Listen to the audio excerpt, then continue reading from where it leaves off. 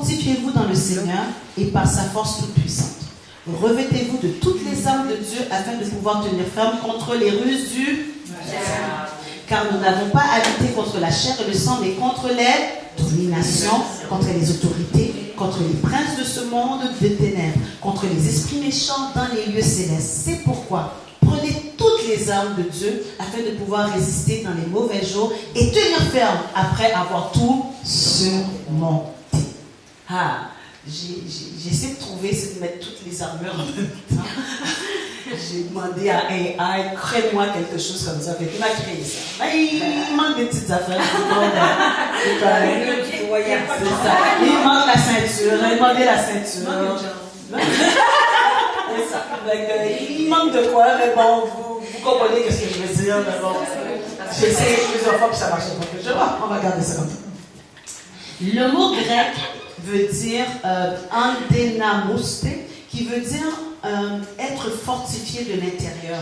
En fait, quand on se dit se revêtir de la force de Dieu, ça ne veut pas dire nécessairement, j'ai mis une image comme ça, je pourrais peut-être pas, parce que le temps passe, je pourrais peut-être pas vous dire vraiment chacune des armures, mais ça veut tout simplement dire que la force de Dieu, c'est sa présence qui vit en toi. C'est pas quelque chose de naturel, comme on connaît l'histoire avec David. David, Saül lui a donné l'armure, puis même il était comme, oh, j'y arrive pas, puis il lui a donné. Fait qu'en fait, c'est pas l'armure que tu portes qui est important, c'est qui habite en toi. En fait, c'est Dieu qui te rend fort. Oui, les armures ont une signification, l'épée de l'esprit, le bouclier de la foi, le casque du salut, les chaussures de l'évangile de paix. Oui, tout ça, la ceinture de vérité, et l'épée de l'esprit. La cuirasse de la justice. Oui, toutes ces choses-là sont importantes, mais ce que je vais vraiment vous témoigner ce matin, je ne parle pas beaucoup fort, parce que je suis super très énergique, là, mais c'est parce que c'est pour l'enregistrement. Alors, c'est pour ça que vous voyez ma voix comme ça, mais moi, ceux qui me connaissent là, je suis comme, oh! C'est ça, on vous aime beaucoup, les gens, dans l'enregistrement.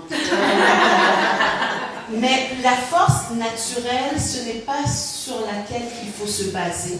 C'est une force de la présence de Dieu. En fait, comme quelqu'un qui est une vraie héroïne de Dieu, c'est elle qui se remplit de la force et de la paix et de la puissance de Dieu à l'intérieur d'elle-même.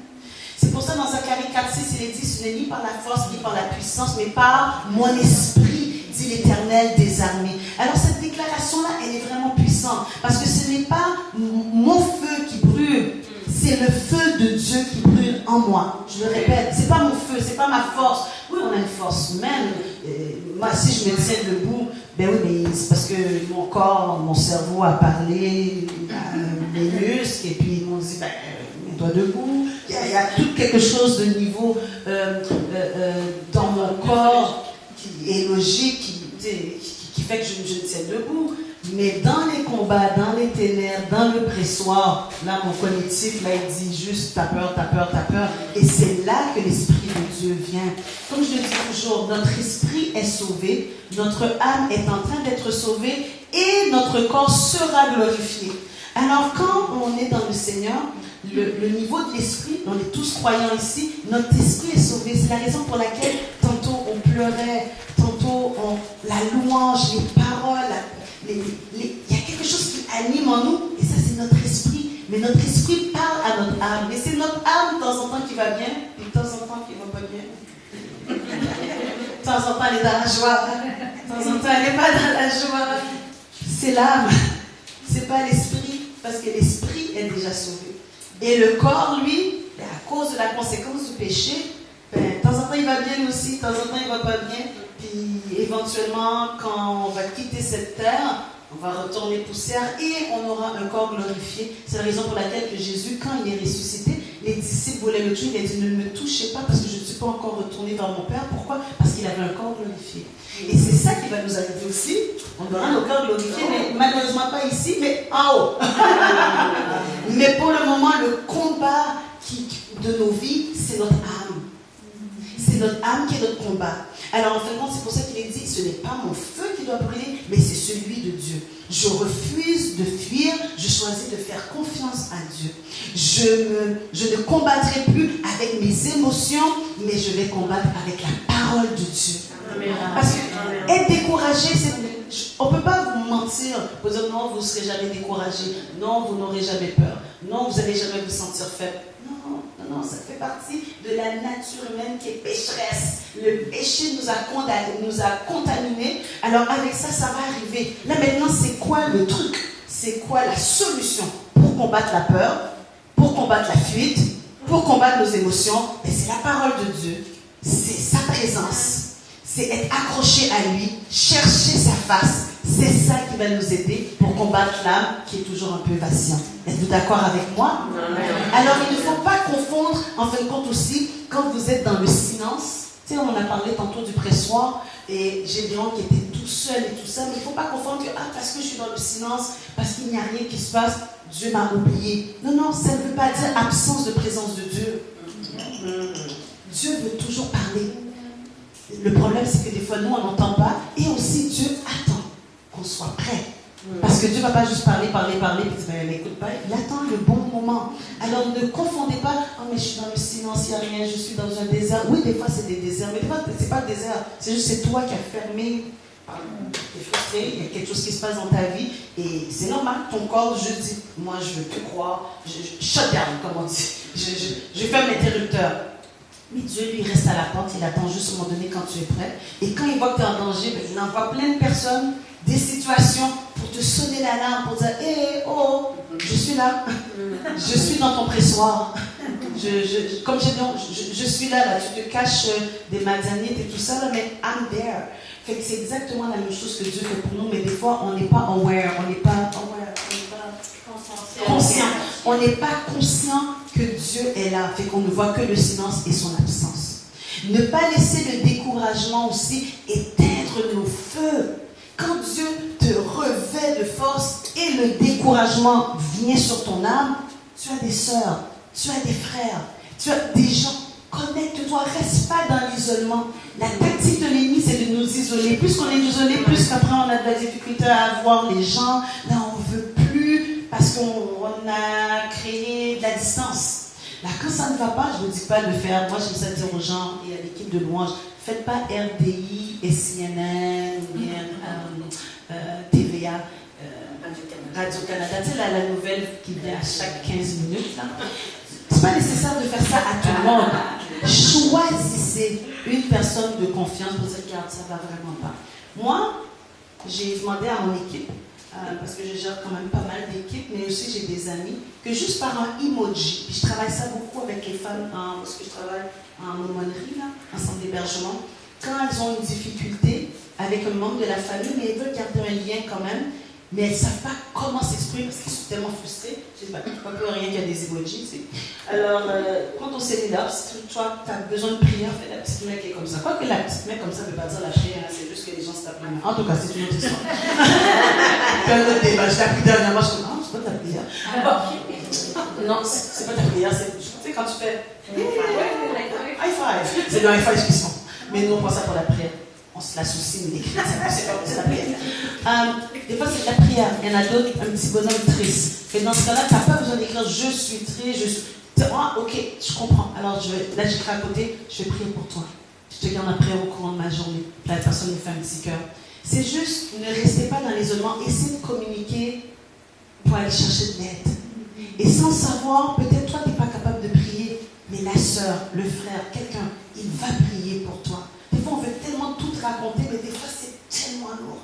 On n'arrive pas à l'exprimer. Mais juste avec une communication comme ça, juste avertissez la personne. Si tu vois à 2h, 1h du matin, tu ne dors pas, mais je vois ce petit emoji-là. Avec moi, dans mon cellulaire, quand je le vois, je suis comme, ah, ok, quelqu'un en a besoin. Alors, dans ma journée, je prends 2-3 minutes, je dis, Seigneur, je te remets telle personne. Je crois que je sais pas. Puis des fois, le Saint-Esprit m'inspire quelque chose, puis je dis, ah, quand j'ai prié, j'ai vu ça en son, j'ai vu ça en image. Je sais pas si ça te parle. La personne, le petit bonhomme qui pleure. Ah, d'accord. Je dis, en tout cas, se dire, si le Seigneur me l'a montré, c'est parce que Dieu est en contrôle. Alors fais-lui confiance. Est-ce que ça vous donne des petits trucs comme ça? Oui. C'est bon. Et ne pas combattre seul. Comme j'ai dit, ne pas combattre seul, parce que Dieu ne veut pas que tu sois seul. Dieu veut marcher avec toi, mais aussi, comme on dit, aime Dieu et aime ton prochain. Pourquoi? Parce qu'on n'est pas appelé à rester seul. Où on a le Seigneur, où on a les gens autour de nous.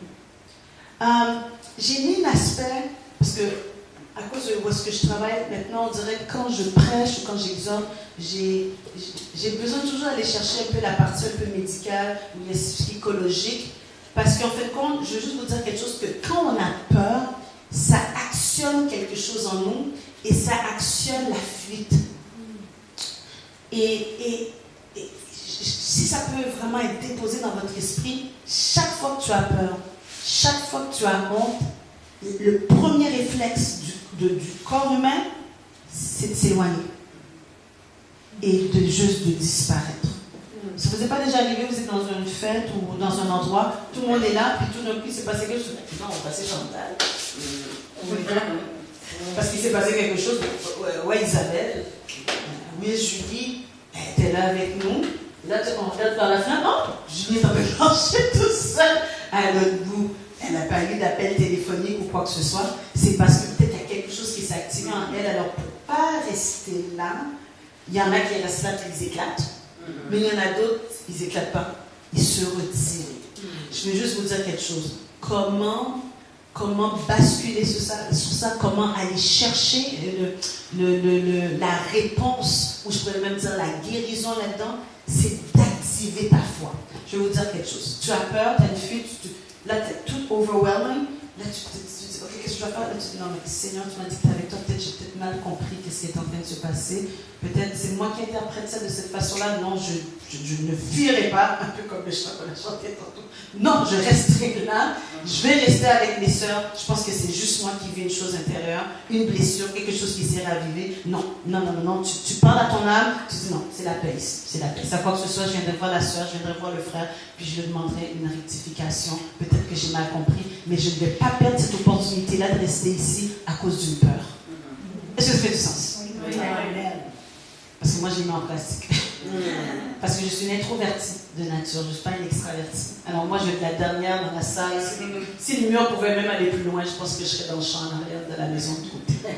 Fait que moi, je travaille beaucoup sur moi pour dire non, j'ai ma place ici. Seigneur, tu veux que je sois là. Seigneur, tu as une parole pour moi. Alors non, je vais pas commencer à avoir peur. Même les cheveux sont peut-être pas mon meilleur ce matin, mais c'est correct. Je vais être là. Ouais, je me parle à moi-même. Je parle à mon âme. Parce que sinon, c'est plus lui qui va parler plus fort que j'entends la voix de Dieu. Alors, les batailles aussi, elles se gagnent à genoux plus qu'avec des mots. Alors, rééduquez votre âme dans la prière. Rééduquez votre âme à ne pas réagir juste comme ça, mais que c'est Dieu qui règne à l'intérieur de vous. Amen. Amen. Alors, est-ce que vous voulez répéter après moi? Je suis forte. Je suis forte. Non pas par moi. Non pas par moi. Mais par lui.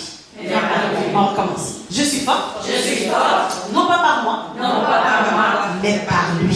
Mais par lui. Yes. On prend la prochaine image. Qu'est-ce qui est écrit? C'est écrit saisis ton. C'est ton. Yes. Kairos va dire c'est le moment parfait de Dieu. En fin de compte, c'est le temps opportun pour toi. C'est là où est-ce que Dieu veut te parler et il veut faire sa volonté. Et j'aime ça avec Gédéon, parce que Gédéon, il était dans un pressoir, mais c'était son Kairos. C'était son momentum. Alors, toutes les fois qu'il était dans sa vie, avec sa famille, il se sentait petit, il marchait dans les champs, c'était pas le moment. C'était où? C'était pendant qu'il était dans le pressoir. Alors, quand Gédéon obéit, Dieu, en fin de compte, lui dit, ok, là maintenant tu as obéi, alors je réduis même ton armée à 300 hommes, juste pour te montrer que c'est moi qui travaille à l'intérieur de toi. Dieu voulait lui apprendre que la victoire n'est jamais dans la quantité, mais dans la présence de celui qui combat pour lui. Dieu voulait lui apprendre que la victoire n'est jamais dans la quantité, mais dans la présence de celui qui combat pour toi. À chaque fois que tu laisses que Dieu combat pour toi, tu marches dans la victoire. Mais à chaque fois que tu mets tes pieds et que c'est toi qui essaies, peut-être du 50 ou du 75%. Mais si vous voulez vivre du 100% de victoire, laissez Dieu combattre pour vous. C'est la raison pour laquelle tantôt je vous ai parlé que quand je suis dans une salle comme ça ou ailleurs, il y a quelque chose qui se fait et ça vient me déranger dans mon cœur, je saisis mon moment de cœur. Je dis non, moi je vais rester là dans cette conférence, même si je me sens quelque chose, ou je reçois un mauvais message ou quelqu'un qui m'a... C'est toujours quand tu es dans une conférence que tu reçois un mauvais message ou quand tu as envie de prier, puis là, tu as quelqu'un qui envoie quelque chose qui te frustre dans le plus haut. Vous ne pouvez pas savoir comment cette semaine on m'a frustrée. Je dis, j'ai pas un message, j'ai un mariage. Mais j'ai choisi que non, c'est mon moment. C'est mon moment. Dieu veut me parler. Alors les autres affaires, ça va, je le gérerai après la conférence, mais pas parce que je veux que Dieu me parle. Et je ne veux pas être tourmentée. Oh mais là, mon mari m'a dit ça le matin, non, mais là, il y a un problème de finances, non. Là, tu es dans le temps de louange, on est là, en train d'adorer. Là, tu dis, non, mais je ne peux pas adorer, mon Dieu, qu'est-ce qui va arriver? Tu perds ton moment. Tu es en train de perdre ton moment. Tu peux même te dire, oh, mais de toute façon, après, je pourrais prendre le temps de louange dans ma voiture. Non, c'est là. C'est pas que Dieu ne sera pas là dans ta voiture. C'est que là, maintenant, il faut que tu saisisses le moment. C'est maintenant. C'est après. C'est pas pour rien que des fois, il faut fermer les cellules. Vous fermez les cellulaires dans les temps de louange ou à l'église, à moins que vous êtes des responsables, puis là vous n'avez pas le choix parce que vous êtes dans l'organisation de l'église. Mais à part de ça, c'est vraiment pas le moment. C'est le fermer parce que sinon, tu ne vas pas saisir ton moment. Puis tu vas dire, je verrai dimanche prochain. Et certainement, la présence de Dieu va être là dimanche prochain. Certainement que Dieu va parler dimanche prochain. Le problème, c'est que tu n'as pas saisi ton moment, qui était en kairos. Dans Psaume 37, 23, il dit, l'Éternel a fermé les pas de l'homme et il prend plaisir à sa voix. Je t'encourage à rester debout, même quand les autres personnes tombent. Je t'encourage à garder la foi, même au milieu de ta peur et de tes douleurs. Et je t'encourage à agir avec courage dans la mission dans laquelle que Dieu te donne quand tu es dans ton kairos. En fin de compte, vous comprenez que le kairos de Dieu n'est pas quelque chose que je vais refaire demain. Le kairos, c'est maintenant. Là, je vous parle en ce moment. Sûrement, le Saint-Esprit dépose quelque chose dans votre cœur. Et c'est maintenant. C'est pas après le dîner. Vous pouvez en parler si vous voulez. Mais il y a quelque chose qui est déposé en ce moment. Peut-être des mots, des phrases. Quelque chose, le texte, les images qui est en train de se déposer là, mais c'est pour vous parce que Dieu vous parle maintenant. Ce que toi aussi tu appelles peut-être trop tard, Dieu veut te dire aussi que même les choses trop tard ne sont pas tard pour lui. Il a le pouvoir et l'autorité de reprogrammer toutes choses. Et même cette reprogrammation-là, il peut le faire encore maintenant. Right now. Tout dépend de la disposition encore de nos cœurs. Alors, répétez après moi, mon pressoir n'était pas ma fin. C'était ma formation. Je répète encore. Mon pressoir n'était pas ma fin. C'était ma formation. Alors n'ayez pas peur du pressoir. Parce que Gédéon, c'est là qu'il a reçu sa révélation. Il était petit dans les yeux des autres, mais il n'était pas pour Dieu. Et dès qu'il a dit oui, regardez dans la parole de Dieu, de qui on parle? De Gédéon. Alors c'est la même chose pour vous et pour moi. Peut-être dans nos familles, peut-être dans le lieu où est-ce qu'on est, peut-être on ne nous considère pas. Laissez les gens comme ça. Ils ont le droit de ne pas nous considérer. Ils ont le droit de ne pas nous aimer. Il y a le chant de Luc de la Rochelle qui dit tout le monde l'aime, mais personne aime tout le monde. C'est pas chrétien, mais c'est vrai. J'écoutais ça à la radio, mais c'est quand même vrai. Tout le monde n'aime pas tout le monde. Alors, mais pourquoi on veut que tout le monde nous aime? Non. Dieu nous aime et Dieu nous demande de nous aimer les autres. Alors si un frère ou une soeur ne nous aime pas, il a le droit. Il y en a qui aiment les pommes. Ouais, moi quelque chose. On va être ça aussi. Les gens aiment les pommes, les gens aiment les oranges, les gens aiment toutes sortes de fruits. Est-ce que tout le monde a besoin d'aimer les pommes et les raisins? Non. Ah ben c'est ça, laissez le choix aux autres. Mais vous aimez. Vous saisissez votre moment. Saisissez votre kairos. Portez du fruit. Et peut-être même la personne qui peut-être vous aimait pas, peut-être à la longue, peut-être elle vous aimera après par la suite. Mais ne donnez pas de pouvoir à l'autre quand Dieu vous donne le pouvoir à vous. Pourquoi? Parce qu'il vit en nous. Amen. Grâce à toi, j'ai appris un nouveau mot aujourd'hui. Dis-moi. Kairos, c'est la première fois que j'entends que je vois ce mot-là. Oui. Oui.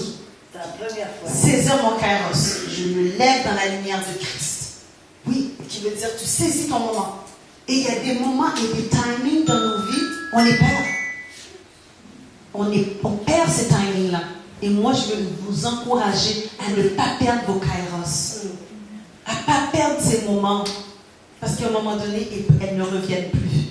Il y en a d'autres qui viennent retarder un peu avec le peuple d'Israël qui est resté 40 ans. Ils sont quand même rentrés à Canaan, mais une bonne gang qui sont restés morts dans le désert.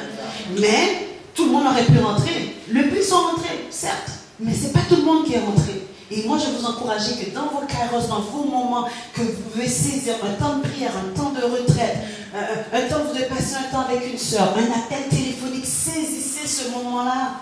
Dites pas, je le refais une prochaine fois. Vous ne savez pas, c'est la une prochaine fois.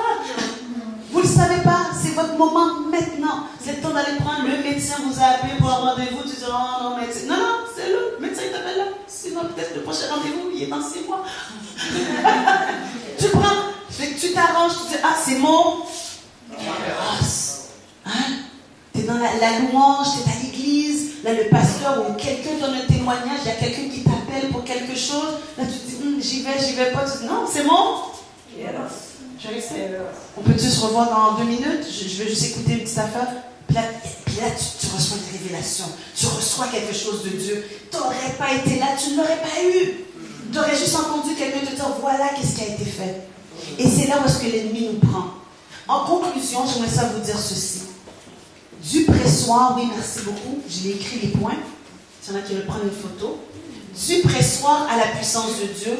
Numéro 1, c'est Dieu t'appelle dans ton pressoir, non pour t'écraser, mais pour te transformer. C'est ça mon message. Dieu t'appelle dans ton pressoir. On parle de Gédéon, oui, il a gagné avec son identité, et puis bon, et sur le coup, le Seigneur m'a emmené dans le pressoir. Je dis, Seigneur, pourquoi? Mais là, en écoutant vos chants de louange, j'ai dit, ah, c'était ça. C'était ça. Non, ah, Seigneur, c'est ça. Je change mon message 3 fois. Numéro 2, ce que tu croyais être une défaite devient le champ de ton apprentissage spirituel. C'est ça qui est le message de Gédéon. Il croyait que c'était fini avec les Madianites. C'est pour ça qu'il s'est caché. Il a même emmené du blé dans un endroit que c'est des raisins qu'on emmène là avec de l'olive. Tellement il avait peur. Mais en fin de compte, il pensait qu'il était en défaite. Mais en fin de compte, dans sa défaite, dans son pressoir, il a appris quelque chose. Troisièmement, l'endroit où tu avais peur devient le point de départ de ta destinée. Dans le pressoir, il n'était pas avec les autres membres de sa famille à l'extérieur. Non, il était dans la fameuse image que je vous ai montrée, toute noire. Il n'y avait personne. Et c'est là où est-ce que Dieu lui donne sa nouvelle identité. C'est là que Dieu dit, lève-toi, vaillant héros. C'est là que Dieu lui parle. C'est là que Dieu lui révèle tout ce qu'il lui faut. Et à la fin, il rentre dans sa destinée. Et jusqu'à aujourd'hui, on parle de Gédéon. Et le 4e, et ce que Dieu presse en toi coulera comme une bénédiction pour les autres. Amen. C'est exactement ça aussi qui arrive avec Gédéon. Parce que grâce à Gédéon, il n'a pas été tout seul, il a emmené des soldats avec eux. Et c'est l'équipe en entier qui sont sortis dans la victoire. Mais il y a eu un leader, il y a dû avoir quelqu'un qui a dû passer du pressoir à la puissance de Dieu, qui est Gédéon.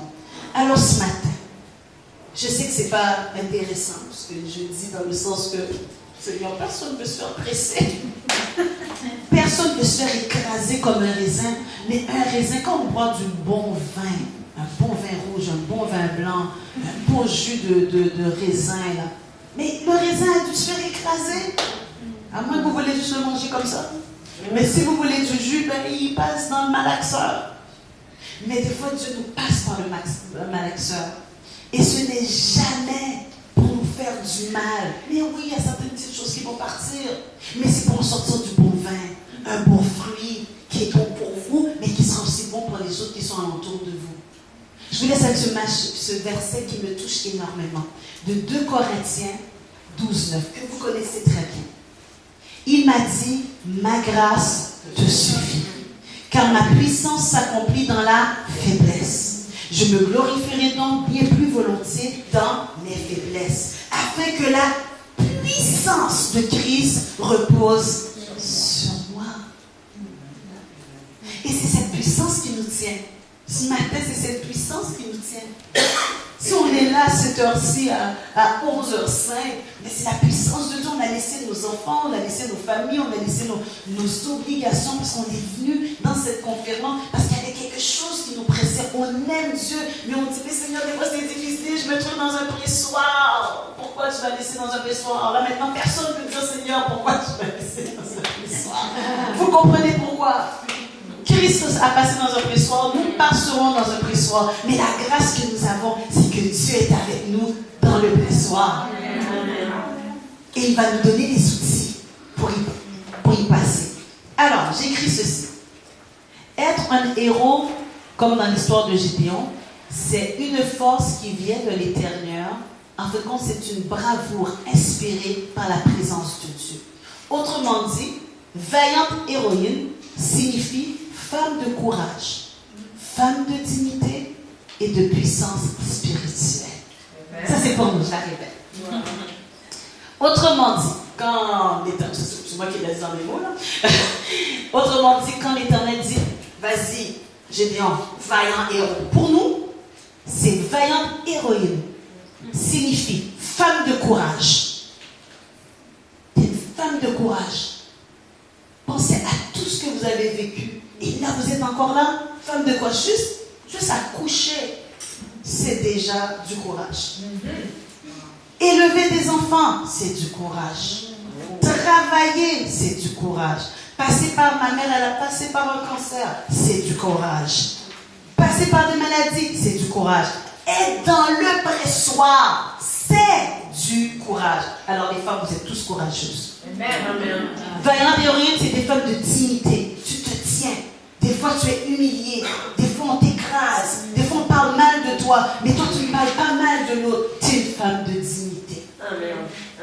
Et une femme de puissance spirituelle. Tu viens ici dans des retraites. Tu vas dans les réunions à l'église. Tu lis ta parole de Dieu. Tu ne vois pas le résultat, mais tu t'accroches à l'espérance que Dieu va faire quelque chose. Tu es une vaillante femme spirituelle. Combien ici vous sentez que le pressoir n'est plus maintenant ton lieu de défaite? Combien le sentent ce matin? Combien ici comprennent qu'il ne faut pas avoir peur de ça? Combien ici ont besoin de sentir, dire Seigneur, je veux que tu parles à mon cœur. Je ne veux plus être celle qui ait peur dans les lieux de ténèbres. Est-ce que tu veux mettre la première image pour moi? Merci.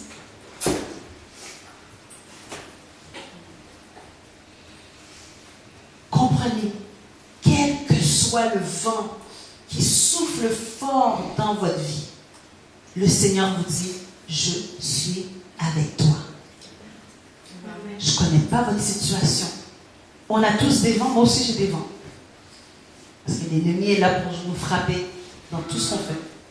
Et des fois, c'est nous aussi qui mettons nos pieds dans les mauvais endroits qu'il ne faut pas. On va dire la vérité. On ne peut pas tout mettre sur le diable. Des fois, on a notre part de responsabilité. Et ça, c'est l'humilité de réaliser ça. Mais ça ne change absolument à rien. Le Seigneur nous dit qu'il est avec nous. Il ne va jamais nous abandonner pour cela. Je vous inviterai à vous lever. L'équipe, j'ai écrit de... Mais c'est ça, je ne tremblerai pas.